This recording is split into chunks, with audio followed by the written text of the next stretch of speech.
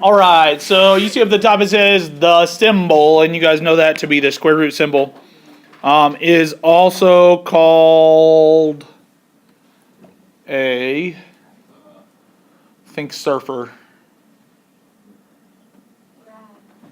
What? You're close. Radical. It's called a radical, okay? All right. Oh, cool. So it's called a radical. Okay, so those things are kind of interchangeable. We can call them square roots or radicals, either one, okay? Does anybody know what the square root of 54 is? Yeah, square root of 54. I got it. You want me to say it? Yeah, say it. The square root of 54 is 7.3484. Oh, a decimal. Yeah. How long is the decimal? Very long. Very long. Really, really long? You put the line above it. No, you can't put the line above it because it's not repeating. So how good are approximate decimals like that in math? They're not very good usually, right? In some instances, they do a good enough job, but here we really want an exact answer. And in order to get an exact answer, we can't use a calculator and get decimals. Okay, so we need to know how to simplify these. So please tell me, what does a square root mean? Something times something is that, right? Okay, that's a decent way of explaining it. Let's look here. So we've worked with exponents a lot. What does 3 squared really mean? 3 times 3, which is 9. What if I go the opposite direction and say the square root of 9? What is 9 really? 3 squared. Okay, 9 is 3 squared, which I can also write as 3 times 3. So the square root of 3 times 3, or the square root of 9, is 3. So essentially what we need to do in order to simplify radicals or square roots is take the big number, break it down into what we know it is, and then the square root of something squared is just that number. So I could rewrite this and say the square root of 3 squared is 3. Now it won't always look like this. Generally it will look like this after we've broken it down. Okay?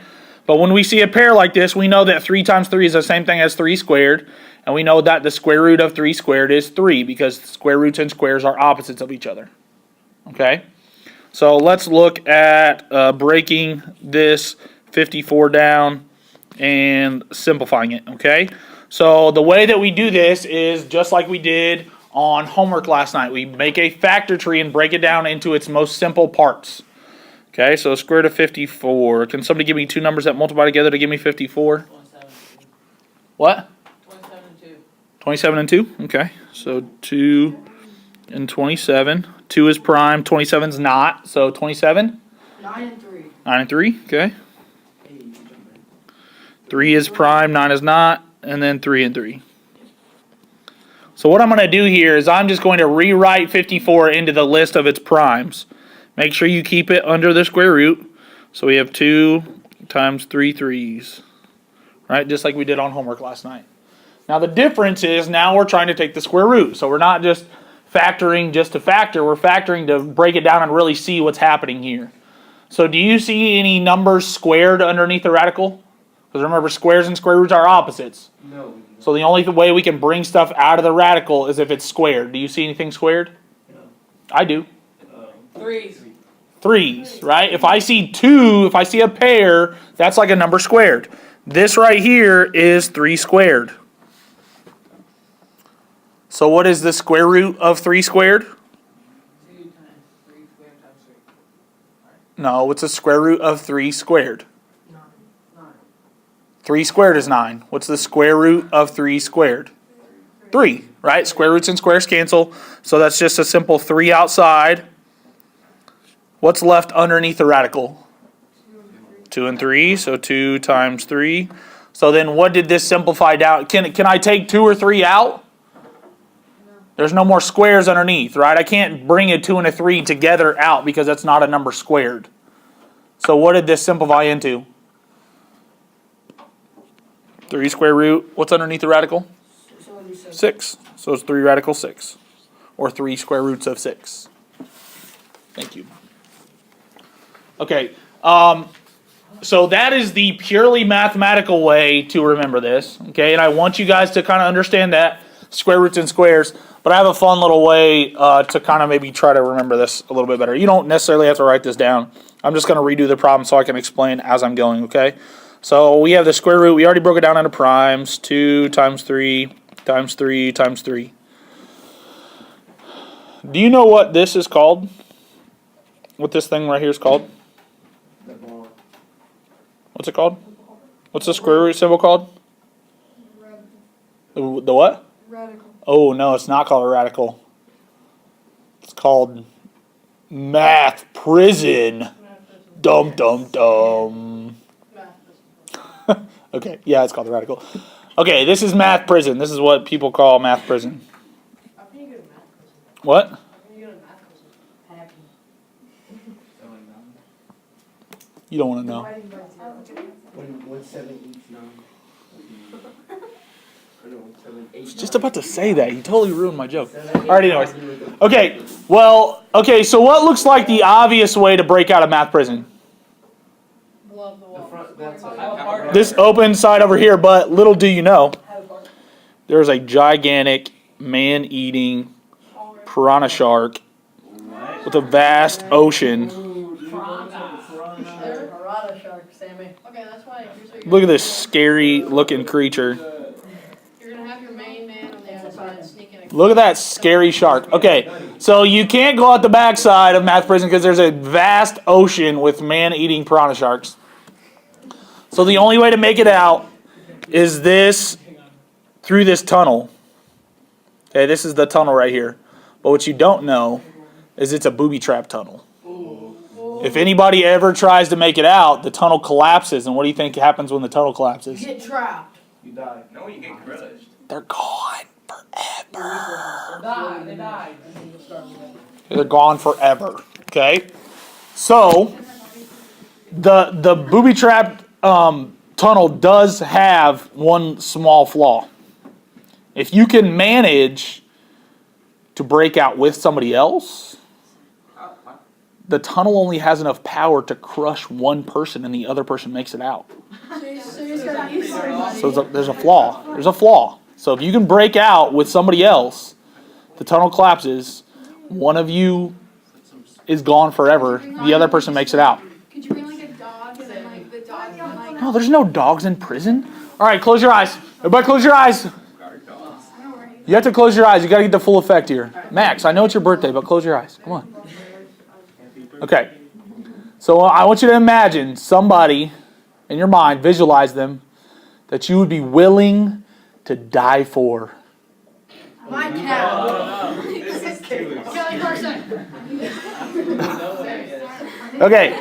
All right. Justin Bieber. Okay. Oh, I hope not Justin Bieber. Okay. So you all have somebody. You can open your eyes now. I don't care. All right. So you wouldn't just do this for a perfect stranger, right? You wouldn't just break out of prison with a perfect stranger, somebody you've never known before, and die so that they can get out of prison forever, right? They need to sacrifice themselves. So instead of that, you want to pick like maybe a best friend, somebody that you really care about. Okay? So what is the one and only way to break out of prison? It's the morbid way of looking at it. What's the only way you can make it out of prison? In pairs, right? In a pair with one of your best friends. Do you see a pair of best friends in here? Yeah, 3. 3 and 3. So here's a pair of best friends, which going back to mathematically is just like 3 squared, right? They break out of prison in the tunnel. One of them vanishes forever. The other one makes it out. Are 2 and 3 best friends? No, they're strangers, so they're not breaking out of prison. Wait, why? Because they're not best friends.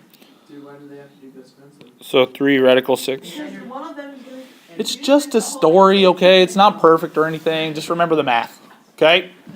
All right, so there's a couple different methods for you, okay? The mathematical method of thinking every time I see a pair, that's really like 3 squared, and then when I take the square root of 3 squared, it's just a 3. So that means if this were to collapse this on this table, we would have to sacrifice Robert or Derek. Or you. You're so weird. You, Max. Okay. All right, so Wait, what happens if they're right underneath here, What if there's no? it says, all right, guys, the story's over. It's not even really, come on. Okay, so it says after you have a prime factorization, write the primes under the radical.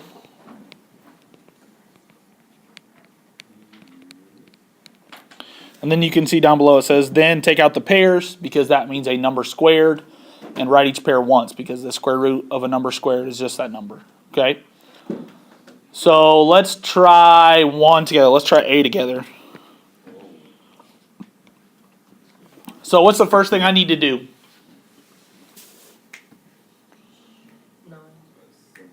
Yeah, break it into primes. So let's do that. So 45, I could do 5 and 9. 5 is prime. 9 is 3 and 3. And those are both prime.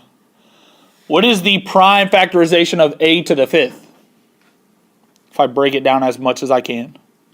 A times A times A. There you go. A times A 5 times, right? So this is really the same as 5 times 3 times 3 times A times A times A times A times A. Do you see any squares in there? Yes. What do you see? I see 3 squared. and 2 A's. I see A squared. And I see another A squared. All right? So what is the square root of 3 squared? 3. Square root of A squared is A. And another square root of A squared is another A. Who's left in the radical? 5 and A. So all that's left to do is simplify. So what is 3 times A outside? Yep, 3A squared. Square root of 5A. Yeah, it's not that bad. And really, guys, all of these problems are done exactly the same way. Okay, there's nothing really special or fancy about them. We'll look at adding and subtracting on the back. But as far as simplifying goes, I mean, it's all pretty much standard, pretty much this. Okay? All right, so I want you guys to do the 4, or actually I want you to do 1, 2, and 4 together with your partners down on the bottom. Okay, so try these 1, 2, and 4 together with your partners on the bottom. Go ahead. Okay, so number 1, I have 3 times 3 times 3 times n times n. So it looks like I have a 3 squared and an n squared. So the square root of 3 squared is 3, square root of n squared is n, and there's a 3 left inside. So 3n radical 3. Questions on 1? No. Okay, going over to 2. I have a negative a that's out front, okay? A negative a that's out front, obviously, if it's outside, I'm not really that concerned with it until I bring other stuff outside. If you're thinking math prison style, you can kind of think about it as like a getaway car, right? The getaway car sits outside the prison. It doesn't ever come into the prison. It just gets together with the people that break out, and then they are on their merry way, right? So negative a stays out front. Inside I have a 2 squared, an a squared, another a squared, and another a squared. So the negative a that was out there stays. Square root of 2 squared is 2. Square root of a squared is a. And then another a squared is a, and another a squared is a. And then inside the radical, I still have 3, 5, and a. So then I just need to multiply all that stuff together. So I have negative 2, and I have 1, 2, 3, 4a. So that's a to the 4th, sorry. And then inside the radical, I have 3 times 5 is 15, and a. So 15a. Okay, any questions on 2? And then 4, there's a whole bunch of stuff inside the radical. So it looks like I have 2 squared, another 2 squared, and another 2 squared. I have an m squared and an n squared. So negative 3 that was already out there stays. I get, let's see, there is 1, 2, 3 sets of 2. So the square root of each of those is a 2 each. So 1, 2, 3 2's outside. Square root of m squared is m. Square root of n squared is n. And then I am left with 3m n inside. So then lastly, I just need to multiply all this stuff together on the outside. Negative 3 times 2 is negative 6, times 2 is negative 12, times 2 is negative 24. So I have negative 24mn square root of 3mn. All right. Can I get a comfort level of 0 through 3 where you're at right now? Good. Okay, let's go ahead and flip to. Okay, so here, yeah, scroll, whatever. Okay, so here let's look at adding and subtracting these radicals. Okay, and we want to look at this concept of like radicals.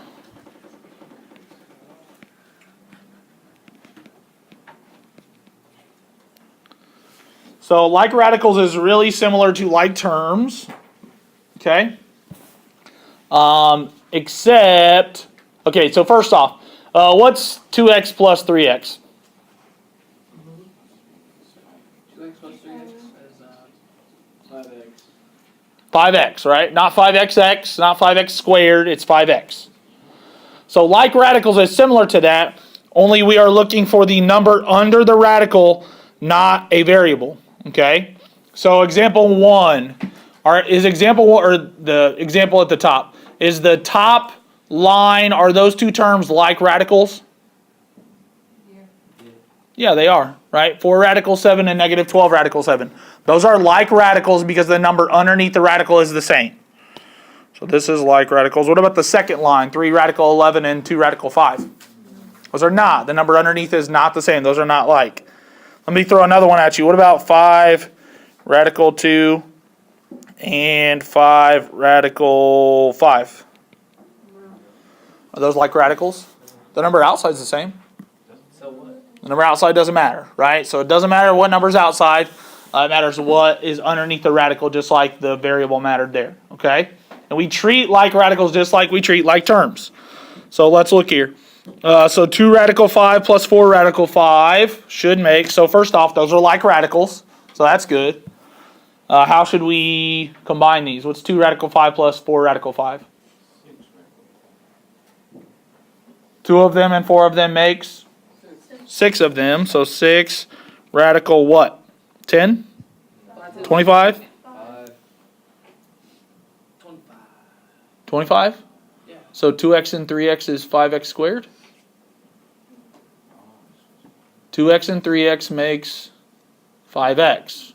So 2 radical 5 and 4 radical 5 makes 6 radical 5. Right? The radical doesn't change when we're adding and subtracting. Multiplication is a different story, but we're not worried about multiplication here. Okay? So negative 5 radical 6 and negative 2 radical 6 would make negative 7 radical 6. The radical doesn't change.